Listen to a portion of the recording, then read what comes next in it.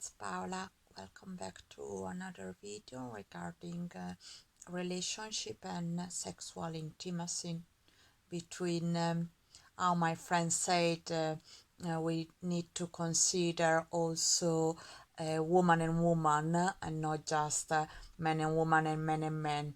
And honor to all of the lesbian community there. I'm really pleased to say that. And I would like to uh, go beyond what I said in the previous video regarding how to set boundaries for your ego in bed and integrate the ego in another aspect of yourself, that is the subconscious mind, the subconscious art, and the subconscious body. And just a short I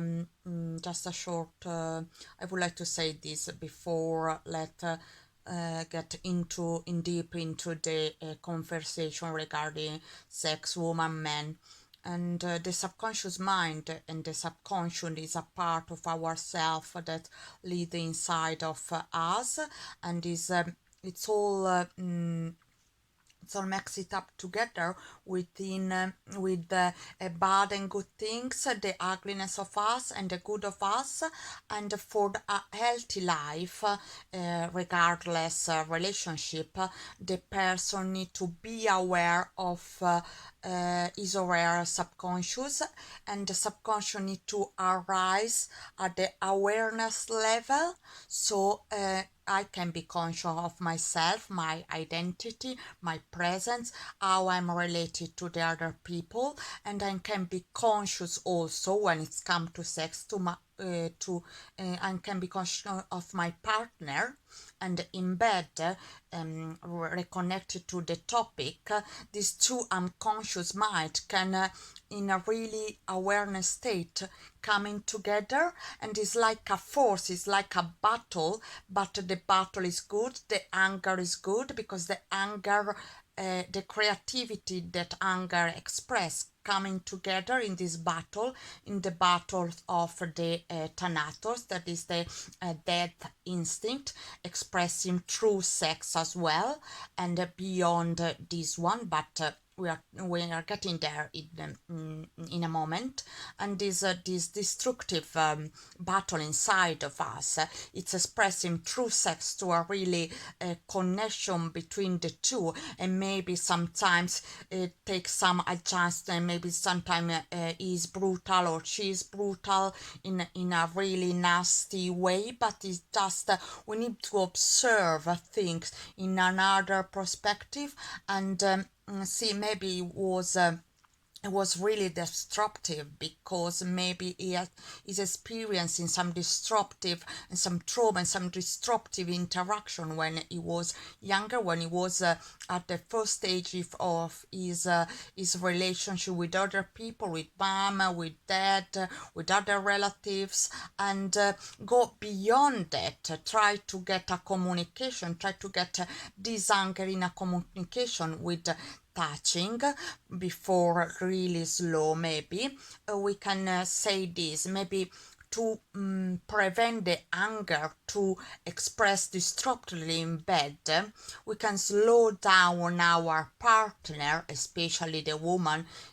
She need to set boundaries for the sexual communication. You need to be expressive. If is the first time he's hurting you, maybe unintentional, because he's not aware of his force, of his ego in a circle way. You need to set no, you need to say no, you need to have the courage to say no. It's better if you do it in another way, because I prefer in another way. It's better if you touch me slowly, or if you touch me really gentle, because it's not real love.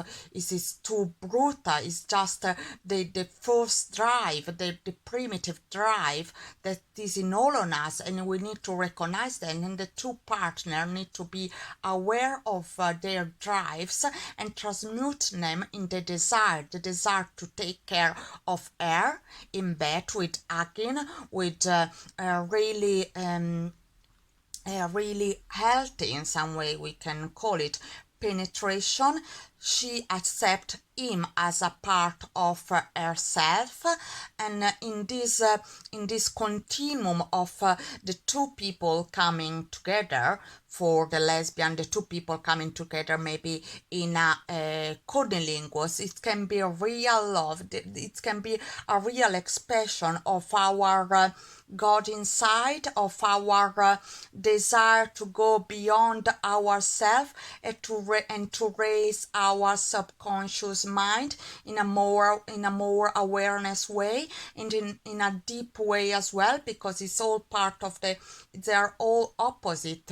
It's a good way and bad way, and coming to a middle create the good and healthy desire to penetrate her, to go with another woman and do some petting with her, but is not in a brutal way. I say that is not in a vicious way. Is not there is no dirt in that. There is just the expression of love and the expression of ourself, and maybe to have a better relationship in bed. If you are too disruptive, or she's a bit intrusive, she's a bit she want to control her, or her want to control her, we need to realize there are some way, like the cognitive behavioral therapist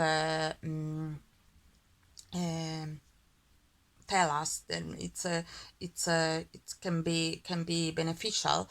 You can try to before the sexual act to take a racket and a big pillow and punch the racket against the big pillow just for 3-4 minutes to slow down and to connect deeply to yourself. And it can lead to shouting, it can lead to cry, it can lead to anything really particular, but it's always a change side. And then encounter the sexual act in a more awareness state between us, and it's reflect in the other person. And also is important to consider that the part of us they are uncovered, yes, the part of us that are exposed to the other person, are the part of us are more vulnerable, and express the vulnerability is a way to express courage, like in the opposite, courage and vulnerability coming to a middle, creating vulnerable strength and deep core within, a core without of us, in a virtuous cycle, when the couple can have sex together, really connected to their mind, to their heart, and to their soul, for a meaningful, deep, and fulfilling orgasm that is not just a drive, is not just yeah, let's do it, that's it. It's a process, and it's a discovering time by time. She discover her, he discover her, and him discover him, in a like a stream that is not, like I said it before, a stream of this beautiful river that is preoccupied just by stream, and because deep inside is part of the water, and it leads us to a really beautiful end of coming to the sea together, coming to fruition together, and then relax, maybe with a nice chocolate for this period is really recommended. Or if she's on a diet, or she's not fancy chocolate, maybe muesli or porridge to regain the forces together, and just laugh and be happy.